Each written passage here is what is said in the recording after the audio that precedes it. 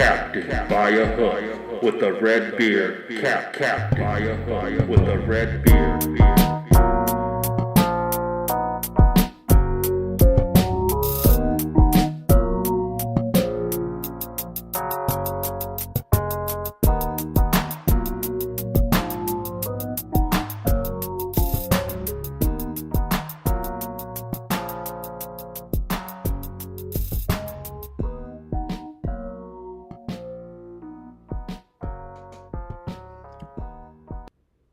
Yes, sir, man.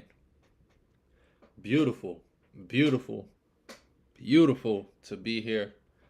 Love bringing this show to you guys every morning, Monday through Friday, live on air.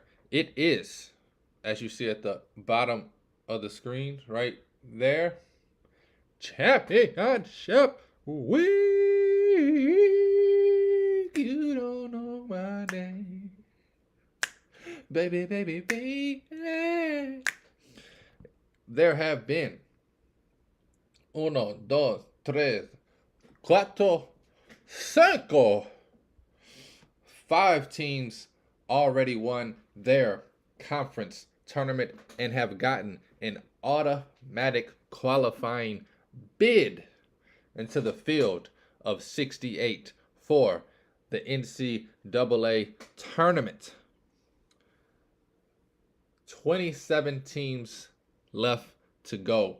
2 of those conferences will play tonight in the final. That is the Sun Belt and the SoCom.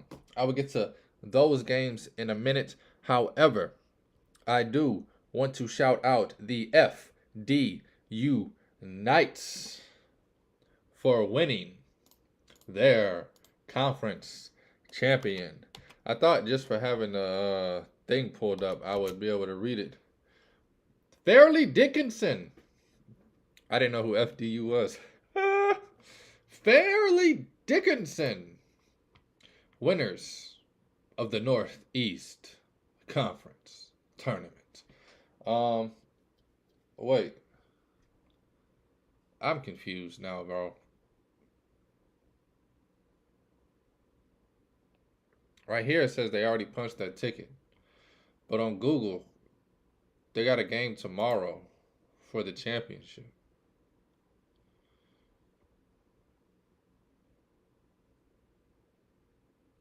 They just ruined my whole show. Now I don't even want to read it. It says the S. I don't even care. Let me see the teams I know won. I know Drake won. They beat Bradley badly.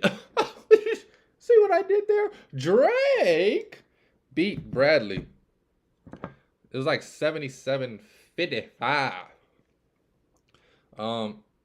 Embarrassing. I turned the game on about 2 minutes left. UNC Asheville, I know for sure already won. And Kennesaw State, woo, with the upset, baby, beating Liberty by 1 point, 67-66 to advance into the Big Dog Tournament. What I will do mañana, since I'm done breaking down all the other teams, the teams that I did not get to because I didn't think they would get there, tomorrow I will break down Drake, UNC Asheville. I think I already did UNC Asheville. I'll retouch on them really quick. Kennesaw State, Fairleigh Dickinson, I guess, SEMO, and whoever wins tonight in the Sun Belt and the SoCom. I will break them all down today and then figure out the rest of the week how we going to rock with it. Huge games coming up this week. All the major tournaments will be starting on Tuesday or Wednesday. You are listening to Captain by a Hook with the red beard, Rowan Donaghy, a.k.a. Rowan Dives. Going live on this amazing Monday, kicking off championship week, baby. I am geeked up. Tonight in the Sun Belt Final, you have the University of Southern Alabama taking on the University of Louisiana Lafayette, the Ragin' Cajuns. It will be a great game tonight. I do have a bet in this game that I will give out at the end of the show, like I do all my bets every single day here on Captain by a Hook. The other championship game going on tonight, I also have a little wager in it. You have Chattanooga taking on Furman. That's going to be actually an exciting game. I believe Furman 27-6, Chattanooga only 18-16. However, they're fighting, they're scrapping, they're uppercutting and jabbing, trying to get to the tournament. Raging Cajuns of Louisiana Lafayette are 25-7. Southern Alabama's 19-15. Didn't give you their records. Figured I'd double back. A bunch of semifinal games going on tonight across so many conferences. Tomorrow will be a plethora of championship games, as well as the ACC and a few other big conferences kicking it off. I love this week. Nothing compares to this week. It's not as great as next week's tournament, Thursday through Friday. It's not as exciting as Sunday night's championship, Selection Sunday show that will kick off next week. However, there is no other feeling like championship week. Watching these kids crawl and try to get into the tournament. Upsets happening every single day. It's beautiful. It is a beautiful thing to watch. Also, starting tomorrow, the journey will begin as to which team will come out of nowhere. There's a lot of worthy teams that have had a below decent season who still have a chance to go on a 4 to 5 game run this week and make it into the tournament. 1 or 2 will prevail. Last year, just for an example, Virginia Tech came out of nowhere, out of Whoville, to win the ACC tournament and do the dang thing. Have a couple other bets going on tonight. It was a crazy final weekend in college hoops for the major conferences who are finishing up their regular season. Saturday, I believe, and I will check this in a second, I believe Kansas lost. I believe Baylor lost by a lot to Iowa State. Providence loses to Seton Hall. Where we at?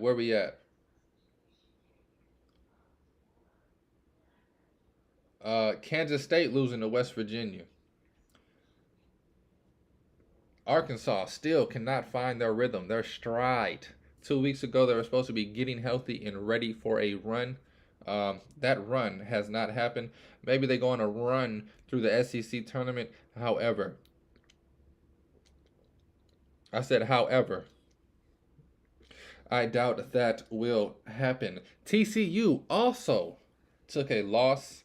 Where we at? A bunch of big games. Yeah, Texas slaughtered Kansas.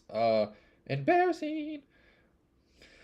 Whew. It was some good games, man. Miami beating Pittsburgh by 2 to take the ACC regular season title away. Virginia breaking my heart. They go on a 2 or 3 game slide last week of February, first week of March. All year I've been like, oh my God, Virginia's gonna do it. They didn't do it. They did not do it. Where we at? There was some other upsets. Duke taking care of business against North Carolina. Man, North Carolina is such a I don't know. This season they have riddled the headlines with mediocrity and people praying and hoping for them to get it right and get it tight. San Diego State continuing to go under the radar as one of the best teams in the country. And then Sunday, moving on to Sunday, Houston, buzzer beater victory over Memphis. The game was tied 67-60. No, the game was tied 65-60. That boy Jamal Shea, number 1, hit the little jump. hit the buzzer beater to win that game. Penn State, also on the fringe of the tournament, needed a huge victory against Maryland, and guess what? They did it also in buzzer beater dramatic fashion. Fashion. Purdue handling business against Illinois. Brad Underwood and your boys. Um, Tulane got the 1 point victory. Nobody cares. All right, brother. And then Iowa falling to Nebraska. Um, I don't know. Ever since the stare down, I don't like Iowa anymore. I love Iowa. I love McCaffrey. I love the way they play. Just something about that stare down. I was like, nah, bro. I'll jump back on y'all next year. So it was, I don't want to say exciting, but I did enjoy watching Nebraska getting the victory over Iowa. I already talked about that. Um, um, Let me just get to what I want to talk about. Northwestern getting a huge victory over Rutgers. Rutgers will now take on Michigan, that's who I want to do a rant about. In the first game of the Big Ten tournament. And now, Michigan taking on Indiana on the road. Michigan going to their third straight overtime game. If not, it's 3 out of the last 4 overtime games that they have gone to. Illinois, Wisconsin, and now Indiana. I'm not going to talk about the last play because that's a young man, little kid. The moment gets the kids sometimes. I'm not sure what his thought process was. Nobody is. Nobody will ever be. However, I think that play stems from the lack of clutch coaching that they receive. Juwan Howard has not failed to lose games this season. Juwan Howard in late game situations might be the worst coach I've ever seen. Even telling him to miss the free throw to try to get the rebound the play before was a horrible coaching decision.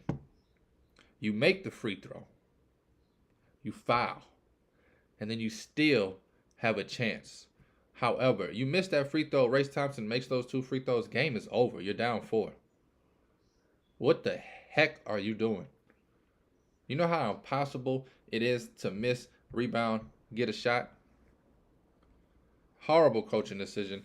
One of 100 horrible coaching decisions. And like I said, I would never talk trash about any kid that makes a mistake with the game on the line. It's tough. He's a young kid. He's a talented kid.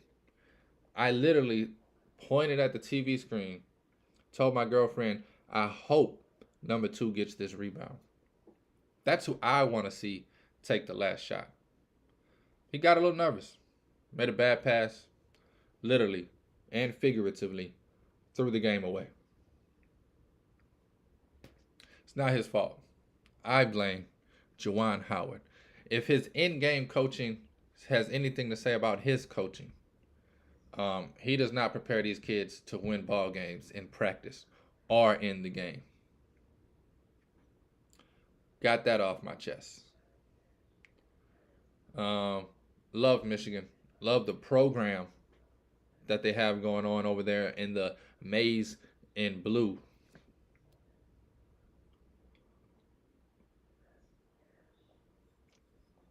But they need to get a new coach. Honestly, Michigan, I'm available. Holla at your boy. I'll bring some winning attitudes to that motherfucker. You hear me? In all seriousness, I would. Coaching basketball is my first passion. I understand the game on a very unique and high level. Anyway, let me step away from college hoops for a second, jump over into the association. You're listening to Captain by a Hook with the red beard, Rowan Donaghy, aka Rowan Dives. The Knicks, baby. The New York Knickerbockers. Yes, sir. 9-game winning streak, beating the Celtics last night without Jalen Brunson, the hottest team in the league.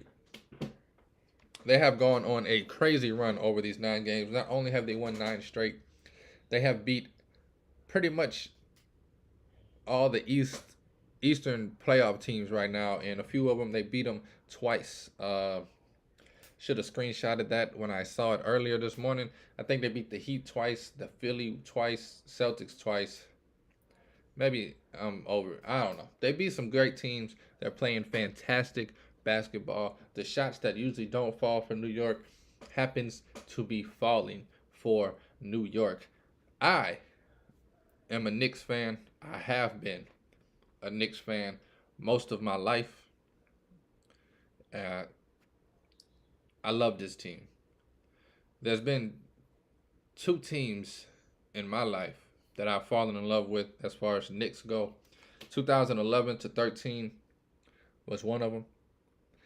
I became a fan during the late 90s, 98, 99, 2000. So I guess that you could say that's the first team I fell in love with. But this team right here, this core, adding Jalen Brunson, chef's kiss. I was kind of down on Coach Tibbs, I'm not going to lie. I thought he wasn't built for New York basketball. He's more of a Midwest basketball coach. I say that with all due respect. He's a defense first, play hard, shut the hell up, make shots kind of coach. And I feel like in New York we needed somebody a little more flashy, a little more whoopty-whoppty, a little more John Blaze. However, I love what he's doing this season. Took him a few years to get things right.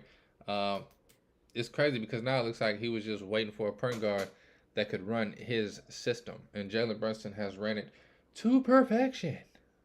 Just wanted to give a shout out and a round of applause to the New York Knicks. Definitely exciting time in my life to be a Knicks fan. And I'm sure other Knicks fans around the league feel the same way. And maybe, just maybe, some people that aren't Knicks fans just kind of rooting for them. I think that's the dope thing about sports. Some people call it bandwagoning, but I don't know, man. Say you're a Rockets fan this year. Can't really root for the Rockets. You can always root for the Rockets. But it's like, man, the Kings are exciting this year. The Knicks are exciting. Like, that's the team I'm going to root for through the playoffs. I do it. When the Knicks are trash, I jump on the Portland or the Suns or whomever. Just got to be a fan sometimes and not worry about all the hoopla. However, true to my core, right here, there's a New York Knicks tattoo. That is always my team. However, the Phoenix Suns yesterday had their first real challenge with Kevin Durant in the lineup. Last week, they beat the Hornets. They beat the Bulls. A lot of the fan base and a lot of media outlets were in ecstasy, extreme euphoria over the Phoenix Suns. I was like, let's just wait a few games, see what they do against playoff teams. Yesterday got their first look at a playoff team. Happened to be the Dallas Mavericks, who play defense like my grandma. However, it was a great game. It was an exciting game. It got feisty. It got chippy. It was an extreme level of shot making by the Phoenix Suns that I honestly, hats off to them. I don't think they can keep that up consistently. But I do like the offense they're running. It kind of felt weird seeing Chris Paul off the ball that much. Booker and Durant were facilitating, and it was working. So hats off to it. It just seemed a little weird. I don't know if in the playoffs all those shots drop, and I don't know if you want Chris Paul off of the ball that much because he's not that effective at this age on the defensive end, and off the ball he really doesn't bring you much. He can catch and shoot at a high rate, but I want to see Chris Paul facilitating. Just me personally, but who am I? So I love what the Suns did. I looked up and it was like 3 minutes left in the third quarter. I was eating some pancakes, and I said, "Bro, this team's about to give up 100 points through 3 quarters. Horrible defense. You're not gonna win with that kind of defense. I don't care how much points you put up." And they kind of shut it down. They kind of locked them up. They still gave up 135, 125, 126, I believe exactly, which isn't too bad in today's NBA.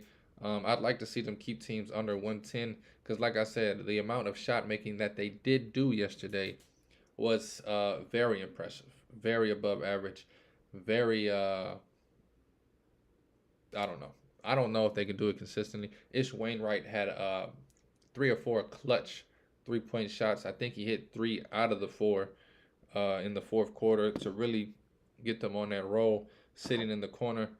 But I don't know, man. He was also guarded by Luka Doncic, which, if you know anything about it, you can go watch these replays. Luka didn't guard him. They kicked it to Wainwright in the corner, and Luka looked at him and dropped a tear because he's like, I don't want to run out there. He said, I don't want to play defense. That's exactly how Luka plays defense. Didn't even attempt to run at him, just gave him a wide open practice 3. Playoff teams not gonna do that. Luka's the only one that can do that and get away with it. Why? I don't know. I think Luka Doncic is the greatest woman to ever play basketball. But I don't know how she gets away with not playing defense. Those are my 2 NBA Association ranks. Listening to Captain By a Hook with the Red Beard. This is a beautiful, beautiful, beautiful episode. I was thinking over the weekend, I need to figure out how to get my shows back down to 30 minutes. Network television shows, baby. You know what I mean? I be going on Ritz and Rants of 52 minutes. I think we're on target right here to hit the 30-minute mark and get the heck on out of here. The heck on up out of here. Anyway, let me jump over to my bets tonight. I have 2 in the association, 3 in college hoops, and 1 that I'm thinking about. I'm going to start with the association first because that's what I've been talking about. Give me my 2 favorite prop plays to bet. They're both going on tonight. As much as I just talked trash about Luka, he's my 3rd in this category. There's 3 players that I love, absolutely love betting the points, rebounds, assist over. I had Luka's points, rebound, assist over yesterday. I also had Devin Booker and Kevin Durant over on their points, both of them going over with ease. Honestly, I think that might be one of my favorite props to end this season is taking Booker and Durant both to go over their point totals. They did an absolutely, I mean, it was over by the third quarter, both of them in the 30s. I think the numbers was 25 and 26 in the hook. Something like that. I don't know. I took both of those and I took Luka's. I don't know if Luka hit, honestly. I had the Suns money line. I had a lot of bets on that game, so I didn't really ever go back and check. I hit those 3 and just was geeked and geeked up. I also had Chris Paul's assist over, and he had 6 at halftime, and I was hooping and hollering that I just need 4 more. And then he sat in the corner the rest of the game and let Devin Booker and KD facilitate. Maybe that's why I'm so mad he's not facilitating. However, give me Joel Embiid over 47 in the hook tonight. Points, rebounds, assists. Joel Embiid over 47.5 points, rebounds, and assists. The same over points, rebounds, and assists for the MVP frontrunner. Give me Jokers over 46.5. Nikola Jokic over 46.5 points, rebounds, and assists. I forgot who these teams play tonight. I can grab it really quickly. Sixers on the road against the Pacers. Give me Embiid dominating that game. And then the Nuggets at home against the Raptors. Raptors are a pretty good defensive team. However, I feel like they're just not in a good rhythm. So give me Joker and Embiid over their points, rebounds, and assist total. I got Embiid at 47 in a hook and Joker at 46 and a hook. Now back to the collegiate area of hoops, baby. This is a game I have not bet yet, but I'm thinking about it. St. Mary's -6 in the hook over BYU. I love St. Mary's in this spot. However, the 6.5 is just kind of spooky to me. A team that plays defense first, offense second. I don't know if they're really going to put their foot on BYU's throat, if that makes any sense. I could see this game literally being a 1 to 2 point game, maybe 3 or 4. 6.5 is a little big for me. However, I do love St. Mary's in this spot, and I am thinking about it. And it's a possibility around 3 or 4 o'clock this afternoon. I get ants in my pants and want to dance, and I take St. Mary's -6 and a hook. The other 3 bets that I have this weekend, I will start from the bottom all the way to the top. In the late game tonight, 10:30 on ESPN2, give me Gonzaga, baby. -14.5 over San Francisco. Gonzaga has struggled to cover most of the season. However, they're in late season form. It's March, baby. Gonzaga's got a goal. They're on a mission. They brought in a few transfers. They don't really have that second superstar this season, as in Jalen Suggs or Chet Holmgren. But they do have 3 or 4 players that over the season have consistently gotten better, consistently learned how to play together, and consistently started making shots and making plays. So give me Gonzaga, man, to roll tonight and win by 20 or more. You can get Gonzaga -14.5, taking on San Francisco, the Dons. Now, like I said earlier, I teased it, and I mean it. Both of the finals tonight, the Sun Belt and the SoCon Conference Tournament Finals going on tonight. I have money on both of those games. I will start with the favorite, not the favorite bet. I have one favorite, one dog. This is not my favorite bet of the night, but I will start with University of Louisiana, the Raging Cajuns. Raging Cajuns -1 tonight, taking on Southern Alabama. I believe Southern Alabama went to overtime yesterday, which means nothing. These kids are full of youth and full of energy. However, give me the better team that didn't go to overtime yesterday. It was Furman, actually, that went to overtime. So I'm talking out of my backside. Furman's taking on Chattanooga. Furman went to overtime. All right. USA did not go to overtime. Southern Alabama. However, give me the Raging Cajuns, man. -1. I love this number here. Pretty much they just got to win. They win by 1, I push. They win by any more. And give me my money. I was about to say a line from a movie, but I don't want y'all to think that it's real, if that makes sense. I need some stick full of chap for these lips right now. It is a beautiful morning. So I got Gonzaga -14.5. I got the Raging Cajuns -1 to win the championship and go to the tournament. I wish I knew when the last time the Raging Cajuns was in the tournament. Oh, I should have looked that up. I don't want to waste y'all's time and look it up live on air. But boy, oh boy, this Raging Cajuns team, I don't remember them ever being in the tournament in my whole life, and that is amazing. Actually, man, I'm trying to think. I be watching old tournament. I just be watching old tournaments on YouTube. They got like 4-hour videos. It'll be like first, second round from '86 tournament. I don't know. You get to watch all the coverage and stuff. Pretty sure this team was in one of those. It was like 92, 96, or 97. I guess I am looking it up, even though I told y'all I wasn't going to waste your time.